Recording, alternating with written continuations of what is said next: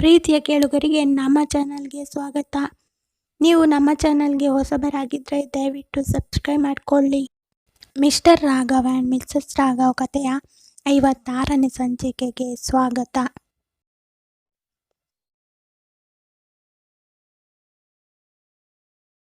ನೀವು ಹಿಂದಿನ ಸಂಚಿಕೆಯನ್ನು ನೋಡಿಲ್ಲ ಅಂದರೆ ದಯವಿಟ್ಟು ನೋಡ್ಕೊಂಡು ಬನ್ನಿ, ಇಲ್ಲ ಅಂದರೆ ಕತೆ ಅರ್ಥ ಆಗಲ್ಲ. ಮದುವೆಯ ಸಡಗರ ಆತಿಥ್ಯ ಎಲ್ಲ ಮುಗಿದು ಮೈಥಿಲಿ ರಾಘವ್ ತಮ್ಮ ಮನೆಗೆ ಹಿಂದಿರುಗಿದರು. ರಾತ್ರಿ ಮನೆ ನಿಶಬ್ದವಾಗಿತ್ತು. ಇಬ್ಬರು ಹಾಲಿನಿಂದ ತಮ್ಮ ಕೊಠಡಿಗೆ ಬಂದರು. ರಾಘವ್ ಸೋಫಾದ ಮೇಲೆ ಕುಳಿತು ನಿಟ್ಟುಸಿರಿಟ್ಟು, ಇಷ್ಟು ದಿನ ಕ್ರೌಡು, ಒತ್ತಡ, ಜನ, ಸಡಗರ, ಈಗ ಮಾತ್ರ ಮನಸ್ಸಿಗೆ ಶಾಂತಿ ಸಿಕ್ಕ ಹಾಗಿದೆ. ಮೈಥಿಲಿ ನಗುತ್ತಾ ಅವನ ಪಕ್ಕದಲ್ಲಿ ಕೂತು, ಹೌದು, ಆದರೆ ಪ್ರಿಯ ಮದುವೆ ಆಗಿರೋದು ಚಿಕ್ಕಪ್ಪನಿಗೆ ತುಂಬ ಸಂತೋಷ ಆಗಿದೆ. ಹೇಗೋ ನಮ್ಮಿಂದ ಆದಷ್ಟು ಸಹಾಯ ಮಾಡಿದ್ವಿ ಅಲ್ವಾ? ಥ್ಯಾಂಕ್ಸ್, ನೀನು ಸಪೋರ್ಟ್ ಮಾಡಿದ್ದಕ್ಕೆ. ರಾಘವ್ ಅವಳ ಕೈ ಹಿಡಿದು, ಮೈಥಿಲಿ, ಸಪೋರ್ಟ್ ಅಂತ ಹೇಳಬೇಡ, ನಾನು ನಿನ್ನ ಜೊತೆ ನಿಂತ ಶ್ಯಾಡೋ. ಆದರೆ ಈಗ ನನಗೆ ಅನಿಸುತ್ತಿದೆ, ನಿನ್ನ ಶ್ಯಾಡೋ ಆಗೋದು ನನ್ನ ಜೀವನದ ದೊಡ್ಡ ಭಾಗ್ಯ. ಮೈಥಿಲಿ ಅವನ ಕಣ್ಣುಗಳಿಗೆ ನೇರವಾಗಿ ನೋಡಿದಳು. ಅವಳ ತುಟಿಗಳಲ್ಲಿ ಚಿಕ್ಕ ನಗು ಹೊಳೆದಿತ್ತು. ಶ್ಯಾಡೋ ಅಂದರೆ ಕತ್ತಲಲ್ಲಿ ಮಾತ್ರ ಇರುತ್ತದೆ, ಆದರೆ ನೀನು ಬೆಳಕಿನಲ್ಲೂ ನನ್ನ ಜೊತೆ ಇದ್ದೀಯ. ಅದಕ್ಕೆ ನನ್ನ ಬದುಕು ಈಗ ಸಂಪೂರ್ಣವಾಗಿದೆ. ಅವಳು ಎದ್ದು ಪುಸ್ತಕ ಸೆಲ್ಫ್ ಹತ್ತಿರ ಹೋದಳು. ಚಿಕ್ಕ ಫೋಟೋ ಫ್ರೇಮ್ ತೆಗೆದು ಅವನಿಗೆ ಕೊಟ್ಟಳು. ಅದು ಲಾಂಚ್ ದಿನ ಸ್ಟೇಜ್ ಮೇಲೆ ಇಬ್ಬರು ಒಟ್ಟಿಗೆ ನಿಂತ ಫೋಟೋ. ಮೈಥಿಲಿ ಸ್ವಲ್ಪ ಹಾಸ್ಯವಾಗಿ, ನೋಡು, ಇದು ನಮ್ಮ ಮೊದಲ official picture has A couple. Raghav ನಗುತ್ತಾ, ಅಫಿಷಿಯಲ್ ಪಿಕ್ಚರ್?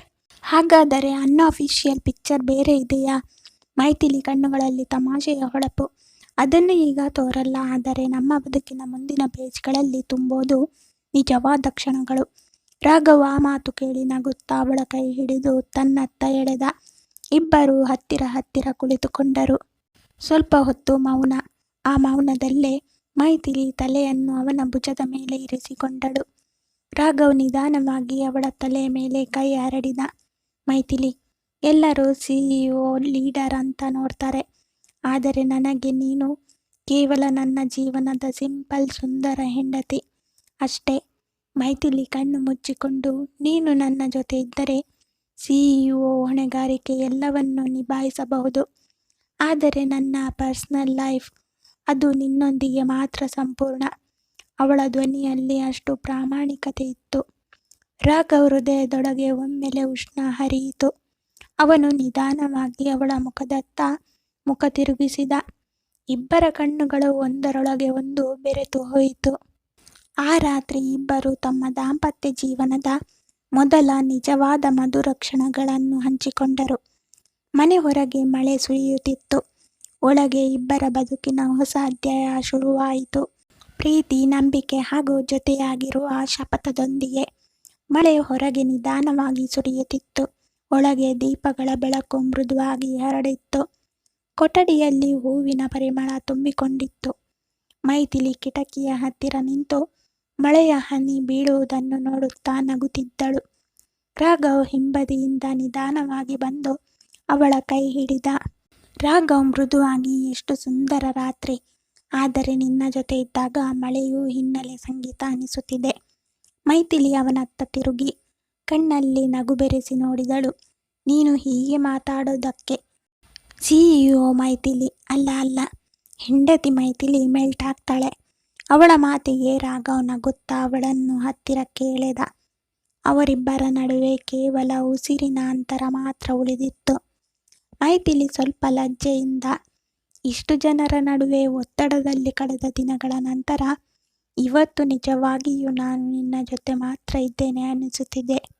ರಾಘವ್ ಅವಳ ಕೂದಲನ್ನು ಸ್ಪರ್ಶಿಸುತ್ತಾ, ನನ್ನ ಬದುಕಿನಲ್ಲಿ ಎಷ್ಟೋ ಕನಸುಗಳಿದ್ದವು, ಆದರೆ ಇವತ್ತು ಈ ಕ್ಷಣದಲ್ಲಿ ನನಗೆ ಬೇಕಾಗಿರುವುದು ನೀನು ಮಾತ್ರ. ನಿನ್ನ ಕಣ್ಣು, ನಿನ್ನ ನಗು, ನಿನ್ನ ಪ್ರೀತಿ. ಮೈಥಿಲಿ ಅವನ ಭುಜದ ಮೇಲೆ ತಲೆಯಿಟ್ಟು ಕಣ್ಣು ಮುಚ್ಚಿದಳು. ನನ್ನ ಬದುಕಿನಲ್ಲಿ ಎಷ್ಟೋ ಹೊಣೆಗಾರಿಕೆಗಳು, ಹೋರಾಟಗಳು, ನಿರ್ಣಯಗಳು, ಆದರೆ ನಿನ್ನ ಕೈ ಹಿಡಿದ ಕ್ಷಣ ಎಲ್ಲವೂ ಹಗುರವಾಗಿ ಕಾಣಿಸುತ್ತಿದೆ. ರಾಘವ್ ನಿಧಾನವಾಗಿ ಅವಳ ಮುಖವನ್ನು ತನ್ನ ಕೈಯಲ್ಲಿ ಹಿಡಿದು ಕಣ್ಣಲ್ಲಿ ತೀವ್ರ ಪ್ರೀತಿಯೊಂದಿಗೆ ನೋಡಿದ. ಮೈಥಿಲಿ, ನಿನಗೆ ನಾನು ಒಂದು ಮಾತು ಹೇಳಬೇಕು. ನಿನ್ನ ಜೊತೆಗೆ ಇರುವ ಪ್ರತಿ ಕ್ಷಣ ನನ್ನ ಜೀವನದ ದೊಡ್ಡ ಅಚೀವ್ಮೆಂಟ್. ಅವನ ಮಾತು ಕೇಳಿ ಮೈಥಿಲಿ ತುಟಿಯಲ್ಲಿ ಸಣ್ಣ ನಗು ಬೆರೆಸಿಕೊಂಡಳು. ಅವಳು ನಿಧಾನವಾಗಿ ಅವನತ್ತ ತಲೆಯೊಡ್ಡಿದಳು. ಅವರಿಬ್ಬರ ತುಟಿಗಳು ಒಂದಾಗಿದ್ದಾಗ ಹೊರಗಿನ ಮಳೆ ಇನ್ನಷ್ಟು ಜೋರಾಗಿ ಸುರಿಯಿತು. ಅವರ ಹೃದಯಗಳು ಸಂಗೀತಕ್ಕೆ ಬೆರೆತು ಆ ರಾತ್ರಿ ದೀರ್ಘವಾಗಿತ್ತು. ಅವರ ಪ್ರೀತಿಯ ಮೌನ ಸಂಭಾಷಣೆ, ಕಣ್ಣು ಕಣ್ಣು ಬೆರೆತ ನೋಟಗಳು, ಸ್ಪರ್ಶಗಳಲ್ಲಿ ಹಂಚಿಕೊಂಡ ಭರವಸೆಗಳು, ಇವೆಲ್ಲವೂ ಅವರ ದಾಂಪತ್ಯ ಬದುಕಿನ ಮೊದಲ ಅಧ್ಯಾಯವನ್ನು ಅಚ್ಚುಕಟ್ಟಾಗಿ ಬರೆದವು. ಕಿಟಕಿಯಿಂದ ಬೆಳಗಿನ ಸೂರ್ಯ ರಶ್ಮಿ ಒಳಬರುತ್ತಿತ್ತು. ಹೊರಗೆ ಪಕ್ಷಿಗಳ ಕಲರವ, ಹಸಿರಿನ ಸವಿನೆನಪು. ಮೈಥಿಲಿ ಇನ್ನೂ ಹಾಸಿಗೆಯ ಮೇಲೆ ಮಲಗಿಕೊಂಡಿದ್ದಳು. ಅವಳ ಕೂದಲಿನ ಮೇಲೆ ಬೆಳಕಿನ ಹೊಳಪು ಬೀಳುತ್ತಿತ್ತು. ರಾಘವ್ ನಿಧಾನವಾಗಿ ಅವಳತ್ತ ತಿರುಗಿ ನೋಡಿದ. ಅವನ ಕಣ್ಣಲ್ಲಿ ಮಗುಚಿದ ನಗು. ರಾಘವ್ ಸ್ವಲ್ಪ ಹಾಸ್ಯವಾಗಿ ನಿಧಾನವಾಗಿ, ಮಿಸ್ ಸಿಇಒ, ಇನ್ನೂ ಗಾಢ ನಿದ್ರೆಯಾ? ಮೀಟಿಂಗ್ ಮಿಸ್ ಆಗುತ್ತೆ ಅಲ್ವಾ? ಮೈಥಿಲಿ ಕಣ್ಣು ತೆರೆಯದೆ ಕೂಡ ಅವನ ಭುಜದ ಮೇಲೆ ತಲೆ ಇಟ್ಟು, ಮೀಟಿಂಗ್ ಇಲ್ಲ, ಡೆಡ್ಲೈನ್ ಇಲ್ಲ. ಇವತ್ತು ನನಗೆ ಬೇಕಿರುವುದು ನಿನ್ನ ಜೊತೆ ಇರುವ ಒಂದು ದಿನ ಮಾತ್ರ. ರಾಘವ್ ಅವಳ ಕಿವಿಯ ಹತ್ತಿರ ಮೃದುವಾಗಿ, ನಾನು ನಿನ್ನ personal alarm clock. Good morning my love. Maithili ಕಣ್ಣನ್ನು ಬಿಚ್ಚಿ ನಗುತ್ತಾ ಅವನತ್ತ ತಿರುಗಿದಳು. Good morning mister shadow. ಅವಳು ಹಾಸಿಗೆಯ ಮೇಲಿಂದ ಎದ್ದು ಕಿಟಕಿಯ ಹತ್ತಿರ ನಿಂತಳು. ಸೂರ್ಯರಶ್ಮಿ ಅವಳ ಮುಖಕ್ಕೆ ತಗುಲುತ್ತಿದ್ದಾಗ ರಾಘವ್ ಹೋಗಿ ಕಾಫಿ ತಯಾರಿಸಿ 2 ಕಪ್ಗಳನ್ನು ತೆಗೆದುಕೊಂಡು ಬಂದ. ಮೈಥಿಲಿ ಕಪ್ ಹಿಡಿದು, ವಾವ್, ನೀನು ಮಾಡೋ ಕಾಫಿ ಟೇಸ್ಟೇ ಬೇರೆ. ಇವತ್ತು ನನ್ನ ಅಫಿಷಿಯಲ್ ಬ್ರೇಕ್ಫಾಸ್ಟ್ ಇದೇ ಸಾಕು. ರಾಘವ್ ಕಪ್ನಿಂದ ಸಿಪ್ ಮಾಡುತ್ತಾ, ಬ್ರೇಕ್ಫಾಸ್ಟ್ ಬಿಟ್ಟು ನಿನ್ನ ನಗು ಸಾಕು ನನಗೆ. ಮೈಥಿಲಿ ಅವನ ಕಣ್ಣುಗಳಲ್ಲಿ ನೇರವಾಗಿ ನೋಡಿ ಸ್ವಲ್ಪ ನಾಚಿಕೆಯಿಂದ ಕಪ್ ಇಳಿಸಿ ಅವನ ಕೈ ಹಿಡಿದುಕೊಂಡಳು. ಅವಳು ಅವನ ತಲೆಯ ಮೇಲೆ ಮೃದುವಾಗಿ ತಾಕಿ ನಿಧಾನವಾಗಿ ಅವನನ್ನು ಅಪ್ಪಿಕೊಂಡಳು. ಅವಳ ಹೃದಯದ ತಾಪ, ಅವನ ಕಣ್ಣಿನ ಪ್ರೀತಿ, ಇವುಗಳು ಬೆಳಗಿನ ಸೂರ್ಯನಂತೆ ಕೊಠಡಿಯನ್ನು ಬೆಳಗಿಸಿದವು. ಅವಳು ನಿಧಾನವಾಗಿ ಹೇಳಿದಳು, ಇದು ನನ್ನ ಕನಸಿನ ಜೀವನ. ಇನ್ನು ಮುಂದಿನ ಪ್ರತಿ ಬೆಳಿಗ್ಗೆ ಹೀಗೆ ನಿನ್ನ ಜೊತೆ ಇರುತ್ತೇನೆ ಅನ್ನೋ ಭರವಸೆ ನನಗೆ ಖುಷಿ ಕೊಡ್ತಿದೆ. ರಾಘವ್ ಅವಳ ಕೈಗಳನ್ನು ಬಿಗಿಯಾಗಿ ಹಿಡಿದು, ಮೈಥಿಲಿ, ಇನ್ನು ಮುಂದೆ ಯಾವ ಬೆಳಿಗ್ಗೆಯೂ ನೀನು ಒಬ್ಬಳೇ ಎಚ್ಚರವಾಗುವುದಿಲ್ಲ. ನಾನು ನಿನ್ನ ಪಕ್ಕದಲ್ಲೇ ಇರುತ್ತೇನೆ. ಮೈಥಿಲಿ, ರಾಘವ್ ಇಬ್ಬರು ಕಾಫಿ ಕುಡಿದು ನಗು ಪ್ರೀತಿಯ ಮಾತುಗಳಲ್ಲಿ ತೊಡಗಿಕೊಂಡಿದ್ದರು. ಅಷ್ಟರಲ್ಲಿ ಹೊರಗಡೆ ಅಡುಗೆ ಮನೆಯಿಂದ ಅತ್ತೆ ಅರುಂಧತಿ ಅವರ ಧ್ವನಿ ಕೇಳಿಸಿತು. ಅರುಂಧತಿ ಅವರು, ಮೈಥಿಲಿ ಮಗ, ಎಲ್ಲಿದ್ದೀರಾ? ಇವತ್ತೇನು ಸ್ಪೆಷಲ್ ಬ್ರೇಕ್ಫಾಸ್ಟ್ ಮಾಡೋಣ? ವನಜ ರಜದಲ್ಲಿದ್ದಾಳೆ. ರಾಘವ್ ನಗುತ್ತಾ, ನೋಡು, ಹನಿಮೂನ್ ಫೀಲ್ನಲ್ಲಿರುವಾಗ ನಮ್ಮ ಮಮ್ಮಿ ಕಾಲ್ ಮಾಡ್ತಾ ಇದ್ದಾರೆ. ಮೈಥಿಲಿ ನಗ್ತಾ, ತಮಾಷೆ ಸಾಕು, ಬಾ ಹೋಗೋಣ. ಇಲ್ಲ ಅಂದರೆ ಅತ್ತೆ ಇಲ್ಲೇ ಬರ್ತಾರೆ. ಇಬ್ಬರು ಹೊರಗೆ ಬಂದಾಗ ಶಾಂತಲಾದೇವಿ ಅವರು ಕಾಫಿ ಕುಡಿಯುತ್ತಾ ಕುಳಿತಿದ್ದರು. ಶಾಂತಲಾದೇವಿ ಅವರು ಮೈಥಿಲಿಯತ್ತ ನೋಡಿ, ಅಯ್ಯೋ, ಮದುವೆ ಆದ ಮೇಲೆ ಇದೇ ಮೊದಲು ನೀವಿಬ್ರು ಜೊತೆಗೆ ರೂಮ್ನಿಂದ ಬರ್ತಾ ಇರೋದು. ಮೈಥಿಲಿ ಸ್ವಲ್ಪ ನಾಚಿಗೆ ಹೊತ್ತು ನಕ್ಕಳು. ಅರುಂಧತಿ ಅವರು ಹೇಳ್ತಾರೆ, ಬ್ರೇಕ್ಫಾಸ್ಟ್ ಏನು ಮಾಡೋದು ಅಂತ. ರಾಘವ್ ಹೇಳ್ತಾನೆ, ಅಮ್ಮ, ಸಿಇಒ ಆರ್ಡರ್ ಕೊಡ್ತಾಳೆ, ನಾನು ಮಾಡ್ತೀನಿ. ಮೈಥಿಲಿ ಕಣ್ಣು ಮಿಟುಕಿಸಿ, ಮಿಸ್ಟರ್ ಸ್ಯಾಡೋ, ನೀವು ಮಾಡ್ತೀರಾ? ಅರುಂಧತಿ ಅವರು ಶಾಂತಲಾದೇವಿ ಅವರು ಶಾಕ್ನಲ್ಲಿ ಮುಖ ನೋಡ್ತಾರೆ. ನೀವು ಮಾಡೋ ಬ್ರೇಕ್ಫಾಸ್ಟ್ ನಮಗೆ ಬೇಕು ಎಂದು 3 ಜನನೂ ಹೇಳ್ತಾರೆ.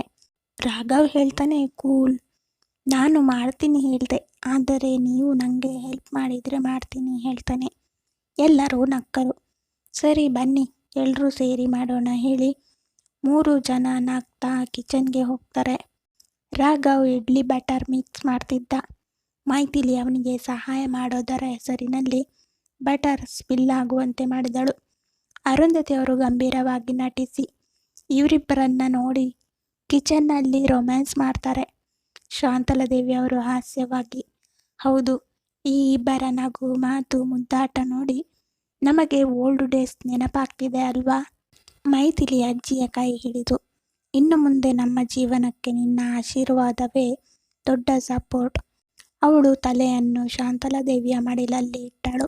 ಅಜ್ಜಿ ಅವಳ ತಲೆಯ ಮೇಲೆ ಕೈ ಹರಡಿದರು.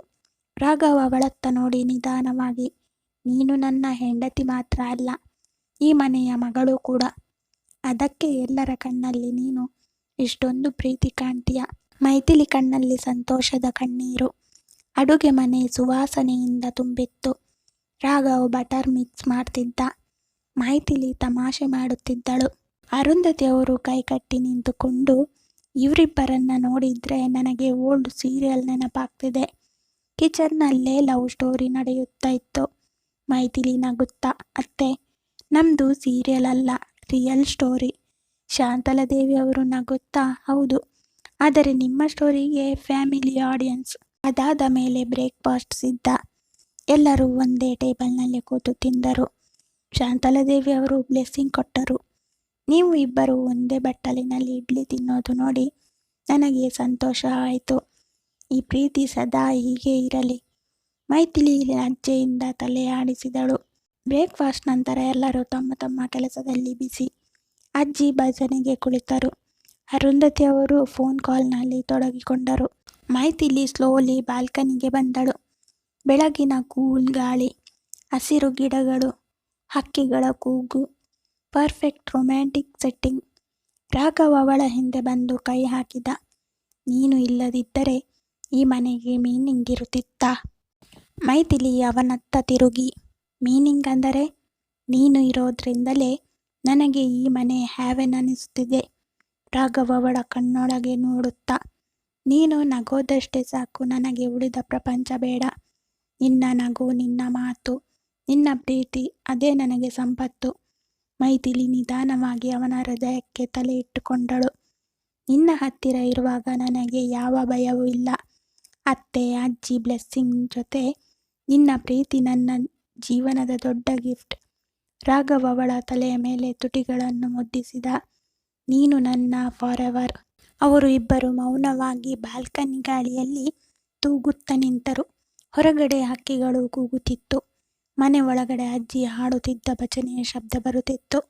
ಆ ಕ್ಷಣ ಇವರಿಬ್ಬರಿಗಿಂತ ಪವಿತ್ರ, ಇವರಿಬ್ಬರಿಗಿಂತ ಸಿಹಿಯಾದದ್ದು ಬೇರೆ ಇರಲಿಲ್ಲ. ಅರುಂಧತಿ ಅವರು ಡ್ರಾಯಿಂಗ್ ರೂಮ್ನಲ್ಲಿ ಕುಳಿತು ಚಹಾ ಕುಡಿಯುತ್ತಿದ್ದರು. ಶಾಂತಲಾದೇವಿ ಅವರು ನಿಧಾನವಾಗಿ ಅಲ್ಲಿ ಬಂದು ಕುಳಿತರು. ಶಾಂತಲಾದೇವಿ ಅವರು, ಆರು, ನಮ್ಮ ಮನೆಯಲ್ಲಿ ಏನೋ ಕೊರತೆ ಅನಿಸುತ್ತಿತ್ತು. ಈಗ ಆ ಕೊರತೆ ತುಂಬಿದಂತೆ ಇದೆ. ಮೈಥಿಲಿ ನಮ್ಮ ಮನೆಗೆ ಬೆಣ್ಣೆ ಹಚ್ಚಿದ ಹಾಗೆ ಸುವಾಸನೆ ತಂದಿದ್ದಾಳೆ. ಅರುಂಧತಿ ಅವರು ನಗುತ್ತಾ ತಲೆಯಾಡಿಸಿ, ಹೌದು ಅತ್ತೆ, ನನಗೆ ಯಾವಾಗಲೂ ಭಯ ಇತ್ತು. ಕಂಪೆನಿ, ಮನೆ ಜವಾಬ್ದಾರಿ ಇವನ್ನೆಲ್ಲ ಹೇಗೆ ಬ್ಯಾಲೆನ್ಸ್ ಮಾಡ್ತಾಳೆ ಅಂತ ಅಂದ್ಕೊಂಡ್ರೆ ಅವಳು ಎಲ್ಲವನ್ನೂ ಅಷ್ಟು ಸುಲಭವಾಗಿ ನಿಭಾಯಿಸ್ತಿದ್ದಾಳೆ. ರಾಘವ್ ಮೇಲೆ ಎಷ್ಟು ಪ್ರೀತಿ ಇಟ್ಕೊಂಡಿದ್ದಾಳೆ ನೋಡಿ. ಶಾಂತಲಾದೇವಿ ಅವರು ಪ್ರೀತಿ ಇದ್ದಾಗ ಮನೆ ಸದಾ ಬೆಳಕು. ನಾನಂತೂ ಇವರಿಬ್ಬರನ್ನು ನೋಡಿದ್ರೆ ಇನ್ನ ಮಾವ ನನ್ನ ದಿನಗಳು ನೆನಪಾಗುತ್ತವೆ. ಅದೇ ಪ್ರೀತಿ, ಅದೇ ಗೌರವ. ಅರುಂಧತಿ ಅವರು ಗಂಭೀರವಾಗಿ, ಅತ್ತೆ, ನನಗೆ ರಾಘವ್ ಹೆಲ್ತ್ ಬಗ್ಗೆ ಯೋಚನೆ ಆಗಿದೆ. ಕೆಲವೊಮ್ಮೆ ಅವನಿಗೆ ಸ್ಟ್ರೆಸ್ ಆಗ್ತದೆ. ಅವನಿಗೆ ಏನೂ ಆಗಬಾರ್ದು ಅಂತ ನಾನು ದಿನವೂ ದೇವರನ್ನು ಬೇಡ್ತೀನಿ. ಶಾಂತಲಾದೇವಿ ಅವರು ಅರುಂಧತಿ ಅವರ ಕೈ ಹಿಡಿದು, ಅವನ ಹೃದಯ ಬಲವಾಗಿರೋದು ಮೈಥಿಲಿ ಪ್ರೀತಿಯಿಂದ. ಇವಳ ಬೆಂಬಲ, ಇವಳ ನಗು, ಅದೇ ಅವನ ಮೆಡಿಸಿನ್. ನಾನು ನಂಬಿದ್ದೇನೆ ಇವರಿಬ್ಬರ ಫ್ಯೂಚರ್ ತುಂಬ ಒಳ್ಳೆಯದಿದೆ. ಅರುಂಧತಿ ಅವರು ಸಣ್ಣಗೆ ನಗುತ್ತಾ, ನಿಮ್ಮ ಕಾನ್ಫಿಡೆನ್ಸ್ ನೋಡಿದ್ರೆ ನಾನು ನೆಮ್ಮದಿ ಪಡ್ತೀನಿ. ನಾನು ಬಯಸೋದು ಒಂದೇ, ಇವರಿಬ್ಬರ ಪ್ರೀತಿ ಸದಾ ಹೀಗೆ ಇರಬೇಕು. ಅಷ್ಟರಲ್ಲಿ ಬಾಲ್ಕನಿಯಿಂದ ಮೈಥಿಲಿ, ರಾಘವ್ ನಗುತ್ತಾ ಒಳಗೆ ಬಂದರು. ರಾಘವ್ ಹಾಸ್ಯವಾಗಿ, ಏನು ಅಮ್ಮ ಅಜ್ಜಿ ಸೀಕ್ರೆಟ್ ಮೀಟಿಂಗಾ? ಶಾಂತಲಾದೇವಿ ಅವರು ಚುಟುಕು ನಗುತ್ತಾ, ಸೀಕ್ರೆಟ್ ಮೀಟಿಂಗ್ ಅಲ್ಲ ಮಗ, ನಿಮ್ಮ ಫ್ಯೂಚರ್ ಬಗ್ಗೆ ಓಪನ್ ಡಿಸ್ಕಷನ್. ಮೈಥಿಲಿ ನಾಚಿಕೆಯಿಂದ ರಾಘವ್ನತ್ತ ಕಣ್ಣೊಡ್ಡಿದಳು. ಅರುಂಧತಿ ಅವರು ಮುದ್ದು ಮಾತಿನಲ್ಲಿ, ನೀವು ಇಬ್ಬರು ಹೀಗೆ ನಗುತ್ತಾ ಪ್ರೀತಿಸಿಕೊಂಡೇ ಇರಿ, ಮನೆಗೆ ಆಶೀರ್ವಾದ ತುಂಬುತ್ತದೆ. ರಾಘವ್ ಮೈಥಿಲಿಯ ಕೈ ಹಿಡಿದು, ಅಮ್ಮ ಅಜ್ಜಿ, ನಿಮ್ಮ ಆಶೀರ್ವಾದವಿದ್ದರೆ ನಮಗೆ ಫ್ಯೂಚರ್ ಬಗ್ಗೆ ಚಿಂತೆ ಇಲ್ಲ. ಎಲ್ಲರ ಮುಖದಲ್ಲಿ ನಗು ಹೊಡೆಯಿತು. ಮೈಥಿಲಿ ತನ್ನ ರೂಮ್ನಲ್ಲಿ ಫೈಲ್ಸ್ ನೋಡುತ್ತಾ ಕುಳಿತಿದ್ದಳು. ಅಷ್ಟರಲ್ಲಿ ಅನು ಸಡನ್ಲಿ ಒಳ ಬರ್ತಾಳೆ. ಅನು ಸ್ವಲ್ಪ ನರ್ವಸ್ ಆಗಿ ನಗುತ್ತಾ, ಮೈಥಿಲಿ, ನಾನು ನಿನ್ನ ಜೊತೆ ಒಂದು ದೊಡ್ಡ ಸೀಕ್ರೆಟ್ ಶೇರ್ ಮಾಡಬೇಕು. ಮೈಥಿಲಿ ಅವಳ ಮುಖ ನೋಡುತ್ತಾ, ಏನು ವಿಷಯ, ಏನಾಯಿತು ಅಂತ ಕೇಳ್ತಾಳೆ. ಅನು ತಡಕಾಡುತ್ತಾ, ನನಗೆ ರಾಯನ್ ಮೇಲೆ ಪ್ರೀತಿ ಇದೆ. ನಾವು ಇಬ್ಬರು ಸೀರಿಯಸ್ ಆಗಿದ್ದೀವಿ. ಆದಷ್ಟು ಬೇಗ ಮದುವೆ ಆಗೋಣ ಅಂತ ಡಿಸೈಡ್ ಮಾಡಿದ್ದೇವೆ. ಮೈಥಿಲಿ ಅಚ್ಚರಿಯಿಂದ ನಗುತ್ತಾ, ಅಯ್ಯೋ ದೇವ್ರೆ, ಇದು ಯಾವಾಗಿಂದ ಪ್ರಾರಂಭ? ನನಗೆ ಹೇಳೇ ಇಲ್ಲ.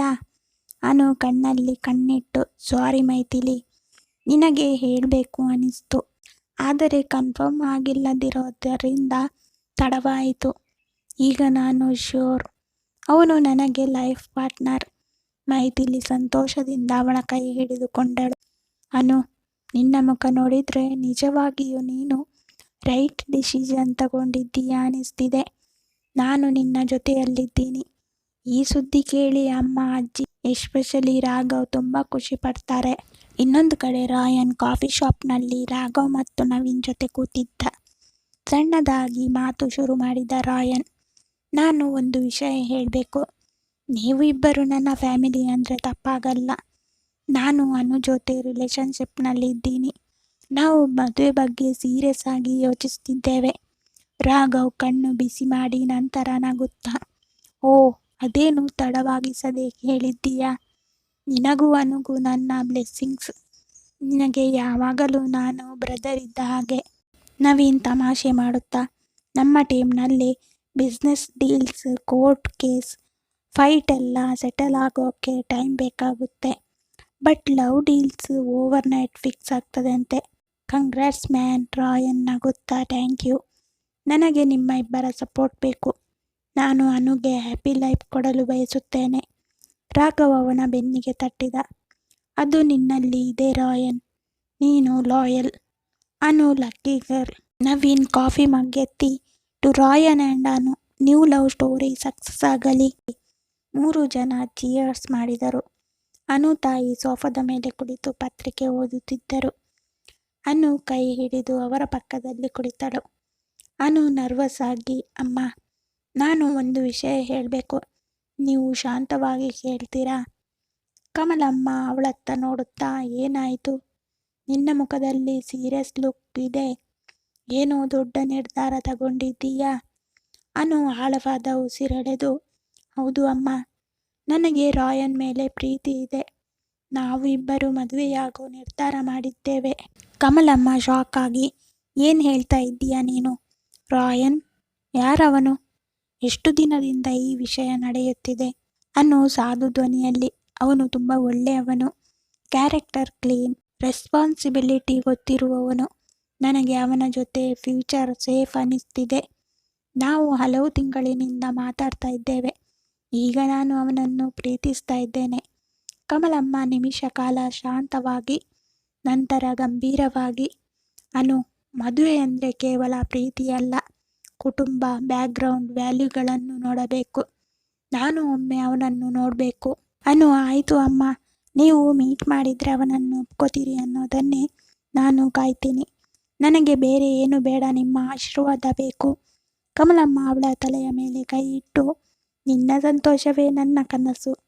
ನಾನು ರಾಯನ್ನನ್ನು ನೋಡ್ತೇನೆ, ಆಮೇಲೆ ನಿರ್ಧಾರ ತೆಗೆದುಕೊಳ್ಳುತ್ತೇನೆ. ಅಮ್ಮ, ಅವನು ಕೂಡ ನಿಮ್ಮ ಸಪೋರ್ಟ್ ಪಡೆಯೋಕೆ ತವಕದಲ್ಲಿದ್ದಾನೆ. ಇವತ್ತು ಅಥವಾ ನಾಳೆ ಅವನು ನಿಮ್ಮನ್ನು ಭೇಟಿ ಮಾಡ್ತಾನೆ. ರಾಯನ್ ರಾಘವ್ ಮತ್ತು ನವೀನ್ಗೆ ತನ್ನ ಪ್ರೀತಿ ಹೇಳಿದ ನಂತರ ರಾಘವ್ ಎನ್ಕರೇಜ್ ಆಗಿ, ಗೋ ಅಹೀಡ್ ರಾಯನ್, ನಿನ್ನ ಹಾನೆಸ್ಟಿ ಕಮಲಾ ಆಂಟಿಗೆ ತೋರಿಸು.